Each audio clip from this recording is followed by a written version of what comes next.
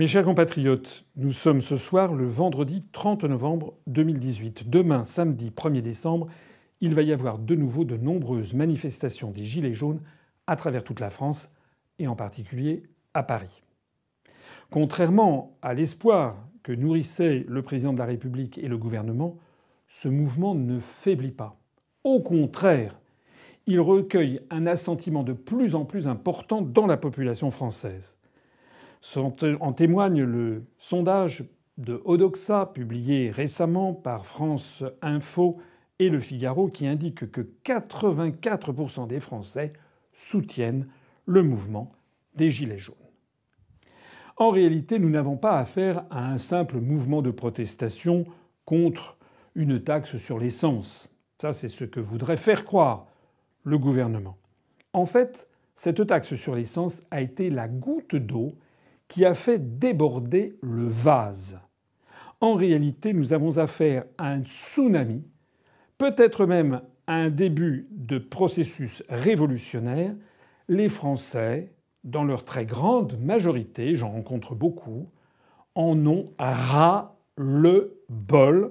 du sort qui leur est fait, de constater que la politique de M. Macron, depuis 1 an et demi qu'il est arrivé au pouvoir, consiste à donner toujours plus d'argent aux milliardaires et de taper toujours plus sur les classes moyennes et les classes populaires, et tout ceci pour avoir des résultats économiques qui sont proprement catastrophiques.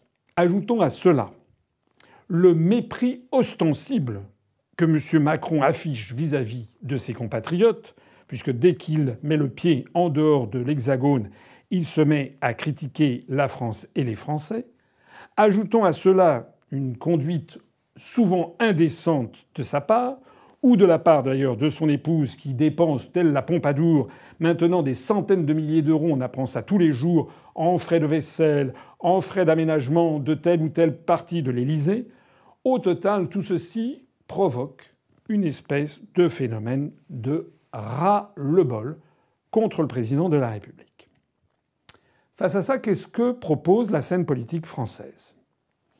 À l'extrême droite et à droite, Madame Le Pen, M. Philippot, M. Dupont-Aignan n'ont rien trouvé de mieux que de proposer une dissolution de l'Assemblée nationale. C'est vraiment se moquer du monde. Car qui a le pouvoir de dissoudre l'Assemblée nationale en France ? Le président de la République, M. Macron lui-même. Ça veut donc dire que ces opposants d'opérette, en fait, veulent rechercher la solution en demandant « S'il vous plaît, M. Macron, essayez de nous trouver la solution ». Il est bien évident que Macron ne va pas dissoudre l'Assemblée nationale puisque la probabilité serait très forte que la nouvelle Assemblée lui envoie une majorité hostile. Plus exactement, il ne s'y résoudrait qu'en toute dernière extrémité si l'ensemble de la France était en fait en grève. En réalité, Madame Le Pen, M. Philippot, M. Dupont-Aignan protègent M. Macron. Ils veulent faire croire que c'est encore lui l'arbitre de la situation, alors que les Français, justement, ne veulent plus de M. Macron. C'est sa personne elle-même qui maintenant fait l'objet des slogans dans les manifestations « Macron démission, Macron destitution ». À gauche, nous avons appris ce soir que le groupe communiste de l'Assemblée nationale, le groupe GRD, de pair avec le groupe de la France insoumise de M. Mélenchon, a décidé la semaine prochaine de déposer une motion de censure en vertu de l'article 49, alinéa 2. Une motion de censure, vous le savez, consiste à censurer non pas le président de la République, mais le gouvernement. Le gouvernement. M.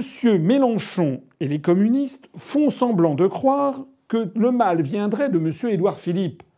De qui se moque-t-on ? On n'entend pas dans les manifestations des gens qui disent Édouard Philippe, démission. Tout le monde a bien compris que le Premier ministre n'est qu'un exécutant des décisions qu'impose le président de la République. J'ajoute d'ailleurs que pour déposer cette motion de censure, il faut 10% des députés, c'est-à-dire il faut 58 députés.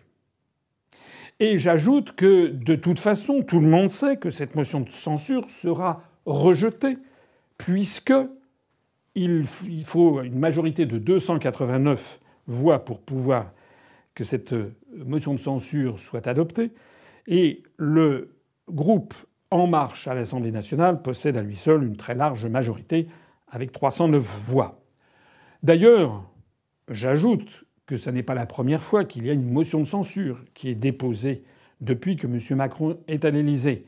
Ça sera la troisième, et la troisième fois, elle sera rejetée. À quoi joue donc M. Mélenchon? À quoi joue donc le groupe communiste en faisant croire aux Français que la solution viendrait dans l'utilisation d'une procédure qui a déjà été 2 fois retoquée et qui le sera une 3e fois, et qui a pour conséquence de s'attaquer à un lampiste, le Premier ministre, et à protéger M. Macron. En définitive, les masques commencent à tomber.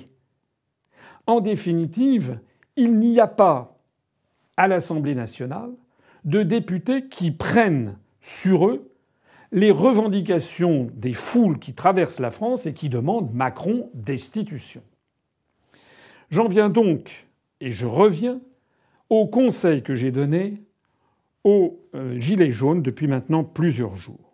Je leur ai dit, et je dis à tous les citoyens français qui m'écoutent, faites-moi confiance, le meilleur conseil que je peux vous donner, c'est d'écrire à votre député ou au sénateur de votre département, ou d'ailleurs à d'autres députés ou à d'autres sénateurs, peu importe, pour leur demander le lancement de la procédure de destitution du président de la République en application de l'article 68 de la Constitution. Bien entendu, ce message a été très largement repris puisqu'il correspond au souhait massif des Gilets jaunes de voir partir M. Macron. Nous avons, sur Internet et les réseaux sociaux, dépassé plus d'1 million de vues dans les appels que j'ai lancés.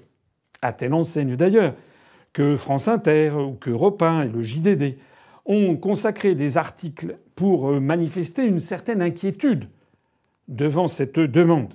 D'ailleurs, des centaines de personnes ont déjà écrit à leurs députés et à leurs sénateurs, et nous sommes en train de centraliser toutes les réponses qui ont été obtenues, et nous avons mis en ligne sur notre site le tableau qui récapitule pour chacun des députés et chacun des sénateurs leur position quant au lancement de cette procédure. Il y a donc les députés qui sont d'accord pour lancer et les sénateurs qui sont d'accord pour lancer la procédure de l'article 68 de destitution. Ce sont ceux qui veulent défendre le peuple. Et il y a une autre colonne, ce sont les députés qui refusent le lancement de cette procédure de destitution, et nous les appelons ceux qui protègent Macron. Pour l'instant d'ailleurs, force est d'avouer que nous n'avons eu aucun député ni aucun sénateur qui soit d'accord pour défendre le peuple. Toutes les réponses que nous avons obtenues pour l'instant, à commencer par celle de M. Dupont-Aignan lui-même, consistent à dire non, non, non, on ne peut pas lancer cette procédure de destitution. Et pourquoi donc ? J'ai vu des adhérents, des sympathisants de la France insoumise qui nous ont écrit pour dire mais non, ça n'est pas possible de lancer cette procédure de destitution puisque tout le monde sait qu'elle n'aboutira pas. Ah bon ? Et la motion de censure, elle va aboutir ? Pas davantage. Alors pourquoi France insoumise lance-t-elle la motion de censure ? Pourquoi Mélenchon lance-t-il une motion de censure qui vise M. Édouard Philippe ? Et pourquoi M. Mélenchon et France insoumise et le groupe communiste refusent-ils de lancer la procédure de destitution de M. Macron ? Parce que quitte à faire, si les deux opérations sont vouées l'une et l'autre à l'échec, eh bien autant faire les deux, ou autant faire celle de la destitution, puisque je rappelle que la procédure prévue par l'article 49 alinéa 2 de censure du gouvernement a déjà été faite 2 fois depuis que M. Macron est à l'Élysée. Une fois par la droite, une fois par la gauche, et dans les 2 cas, elle s'est soldée par un rejet par la majorité. Donc M. Mélenchon et les communistes, pour une 3e fois, vont relancer cette motion de censure. Il s'agit en fait de noyer le poisson. Il s'agit en fait comme l'extrême droite et la droite. Il s'agit en fait de protéger Macron. Mais pourquoi veulent-ils protéger Macron ? Moi, je vous conseille de poursuivre dans les demandes. Je vous conseille de vous renseigner et nous avons mis en ligne sur notre site un très gros dossier qui explique toutes les raisons pour lesquelles nous devons absolument demander aux députés et aux sénateurs de lancer cette procédure de destitution. N'écoutez pas les bobards qui vous sont racontés. N'écoutez pas ceux qui vous expliquent que cette procédure de destitution ne pourrait pas s'appliquer dans ce cas-là, qu'elle ne concernerait. J'ai vu que M. Yves Luchet, professeur de droit constitutionnel à Aix-en-Provence, a expliqué que l'on ne pourrait utiliser cette procédure de destitution que dans le cas où le président de la République tabasserait son épouse. Voilà, on imagine M. Macron en train de donner des gifles à Mme Trogneux. Mais de qui se moque-t-on ? Si on lit précisément ce qu'est la procédure de destitution, ça commence d'abord et avant tout par 58 députés, exactement comme pour la motion de censure, qui transmettent au bureau de l'Assemblée nationale une liste de manquements du président de la République à ses devoirs manifestement incompatibles avec l'exercice de son mandat. C'est la formulation qui a été retenue par le législateur constituant dans l'article 68.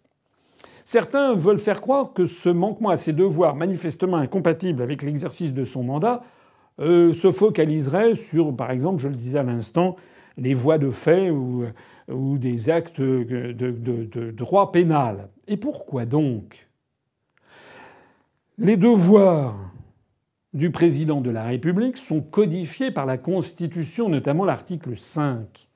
Le président de la République veille au respect de la Constitution. C'est son devoir. Le président de la République est le garant de l'intégrité du territoire, est le garant de l'unité nationale, il est le garant du respect des traités. Ce sont ses devoirs. Donc lorsqu'il est question de manquement à ses devoirs, c'est bien de ça qu'il s'agit. Et je vous prie de me croire. Le document que nous avons mis en ligne, que vous pouvez diffuser le plus largement possible, est un document qui, du point de vue juridique, est extrêmement solide. Allez le lire, allez le diffuser. Vous pourrez d'ailleurs constater, à sa lecture, que la France est une démocratie parmi d'autres, que les procédures de destitution existent dans toutes les grandes démocraties, et que, au cours des années récentes, ces procédures de destitution, qui correspondent d'ailleurs assez souvent à ce qui existe en France, ont été lancées par l'opposition et ont parfois débouché sur la destitution du président de la République. Je pense en particulier à la destitution de la présidente du Brésil, Mme Dilma Rousseff, en 2016, qui a été destituée parce qu'il y avait depuis 1 an et demi des larges manifestations de rue de gens qui protestaient contre sa politique économique et sociale. Eh bien, Mme Rousseff, après un long cheminement, a été destituée par le Sénat de Brasilia au motif qu'elle avait violé la Constitution. Je rappelle que la présidente Park Geun-hye, la présidente de la République de Corée du Sud, a été destituée de ses fonctions de chef de l'État, également par les parlementaires, au motif qu'elle avait non seulement violé la Constitution, mais qu'elle avait participé à des actions de corruption. Je rappelle qu'aux États-Unis d'Amérique, les procédures d'impeachment sont relativement banalisées. C'est parce que, en 1974, la procédure de destitution prévue, dite impeachment, allait être lancée contre lui de façon certaine, que le président Nixon a préféré jeter l'éponge et démissionner dans le cadre de l'affaire du Watergate. Et pourquoi d'ailleurs était-il attaqué ? Parce qu'il avait parjuré, il avait violé la Constitution des États-Unis d'Amérique. Je rappelle qu'au moment de l'affaire Monica Lewinsky, M. Bill Clinton, le président Clinton, a fait l'objet lui aussi d'une procédure de destitution et qui s'est arrêtée en route puisque finalement les juges ne sont pas allés jusqu'au bout, les parlementaires. Il ne s'agissait d'ailleurs pas d'une histoire de meurtre, il s'agissait là aussi du fait que le président Clinton avait en fait parjuré, ce qui est un crime au regard des institutions américaines. En d'autres termes, et je voudrais ici répondre à l'argument que j'ai vu ici ou là, où l'on nous dit « mais vous exagérez, on ne peut pas utiliser la procédure de destitution contre M. Macron au motif qu'il y a une politique qui ne vous plaît pas et au motif qu'il nous aurait voulu imposer une taxe sur les produits pétroliers ». Mais nous ne sommes pas débiles, ça n'est absolument pas notre position. Nous ne demandons pas la destitution du président de la République parce qu'il veut imposer une taxe sur les produits pétroliers.